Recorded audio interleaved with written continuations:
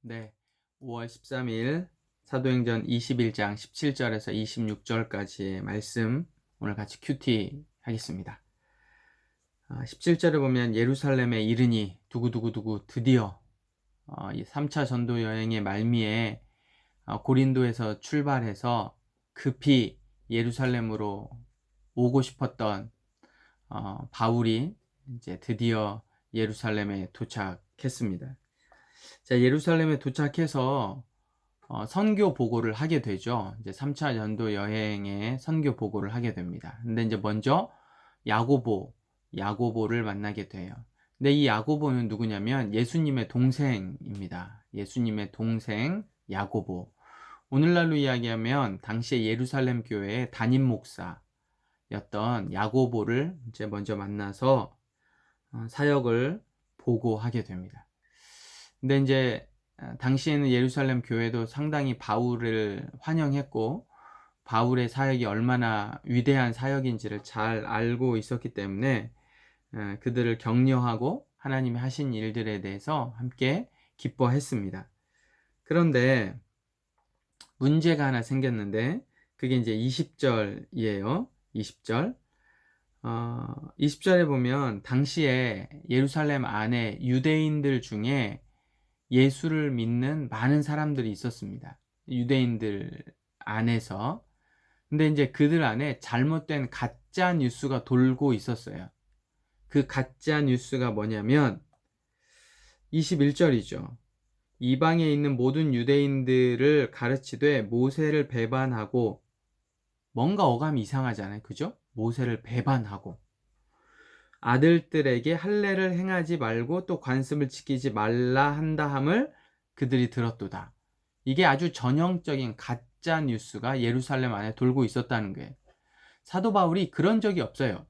사도 바울이 그가 고백을 하게 될 때 고린도전서 9장 20절에서 21절을 여러분 꼭 한번 찾아보셔야 됩니다. 고린도전서 9장 20절에서 21절에 보면 유대인들에게 내가 유대인과 같이 된 것은 유대인들을 얻고자 함이요 율법 아래에 있는 자들에게는 내가 율법 아래에 있지 아니하나 율법 아래에 있는 자 같이 된 것은 율법 아래에 있는 자들을 얻고자 함이요 율법 없는 자에게는 내가 하나님께는 율법 없는 자가 아니요 도리어 그리스도의 율법 아래에 있는 자이나 율법 없는 자와 같이 된 것은 율법 없는 자들을 얻고자 함이라. 이게 무슨 말이야?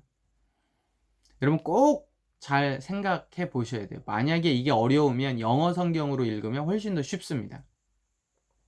계속해서 율법을 강조하고 있잖아요. 이게 무슨 말이냐면 율법이 있는 사람들에게는 나는 율법과는 상관없지만 율법 아래에 있는 사람들을 위해서는 내가 율법을 지키겠다라는 말이고, 율법이 없는 사람들에게는 율법, 특별히 이방인들이잖아요. 이 사람들에게는 율법이 상관없으니까 율법이 너희들을 올거매지 않도록 나는 율법 아래에 있지만 내가 너희들은 배려하겠다라는 뜻이에요.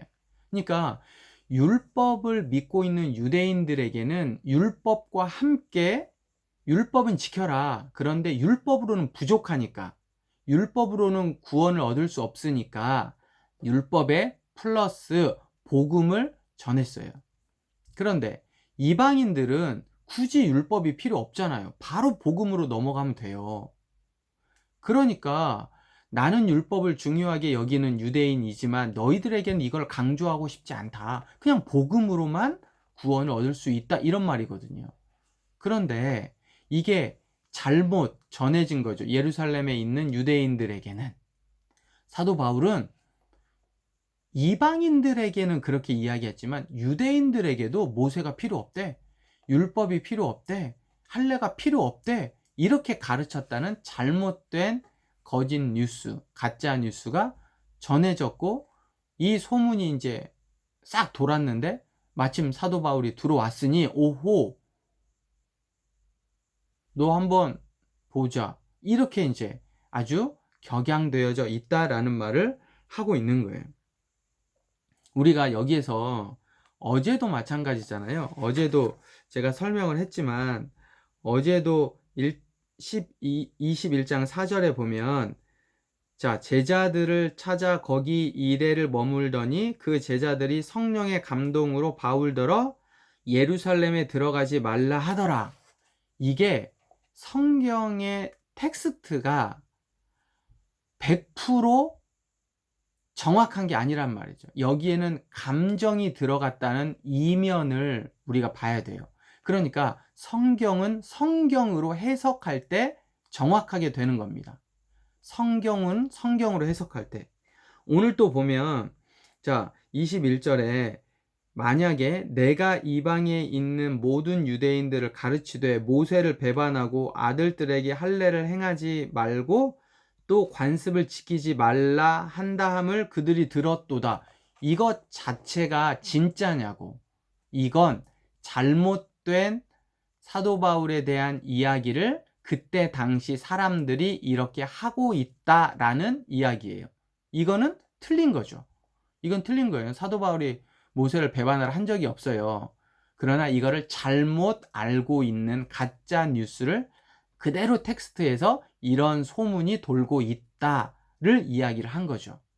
어제도 마찬가지예요. 성령이 사도 바울에게 예루살렘으로 들어가지 말라라고 한 적이 없어요. 사도 바울은 예루살렘으로 들어가면 고난을 받을 거다라고 성령이 얘기했는데 거기에 제자들이 자신의 감정을 실어서 그러면 성령이 들어가지 말라라고 한다라는 잘못된 뉘앙스를 말해주는 거죠. 이거를 잘 구별할 수 있어야 됩니다.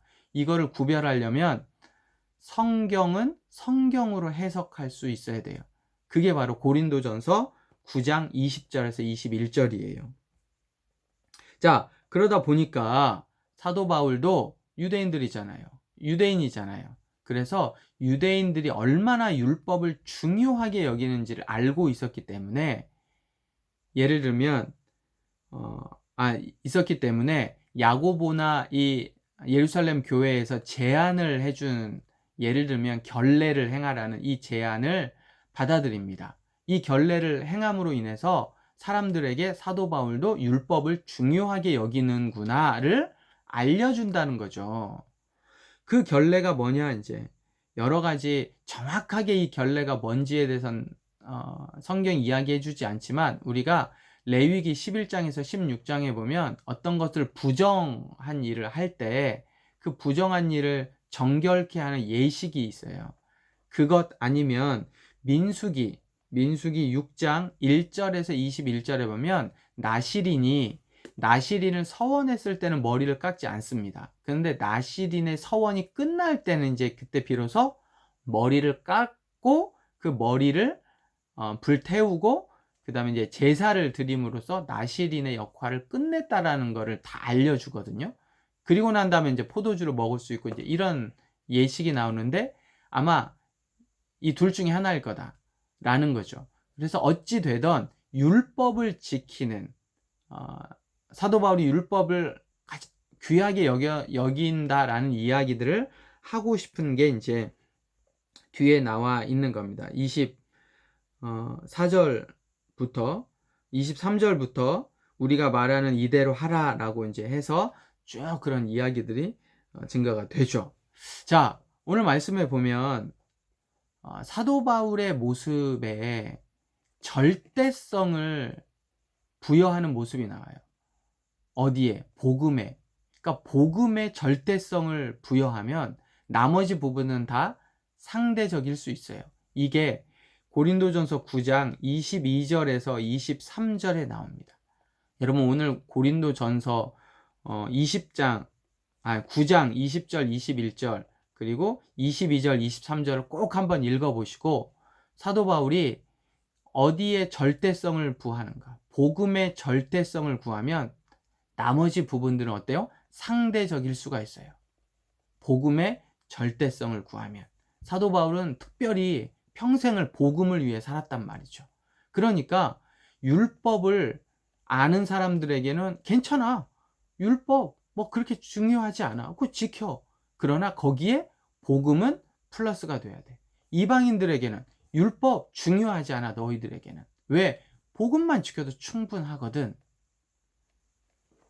이런 복음에 대한 절대성을 갖는 우리가 되었으면 좋겠습니다. 이 복음은 여러분들이 하나님의 백성이라는 정체성에서부터 시작돼요. 하나님의 백성이라는 정체성. 내가 복음을 막 의도적으로 전해야겠다라고 하지 않아도 내가 하나님의 백성으로서 복음이 내 삶을 변화시키고 복음이 얼마나 귀한 줄을 알면 자연스럽게 이 복음은 흘러나게 되어 있는 거예요. 그러면 그 흐르는 것들을 통해서 복음이 전해지거든요.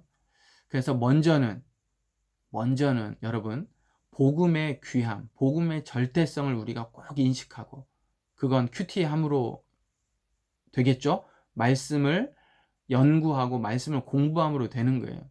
그래서 이 복음이 얼마나 귀한지 여러분 하루하루 살면서 꼭 깨닫고 그렇게 승리하며 살아가는 오늘 하루가 그리고 평생이 되기를 바랍니다. 자, 복음 중심으로 갑시다!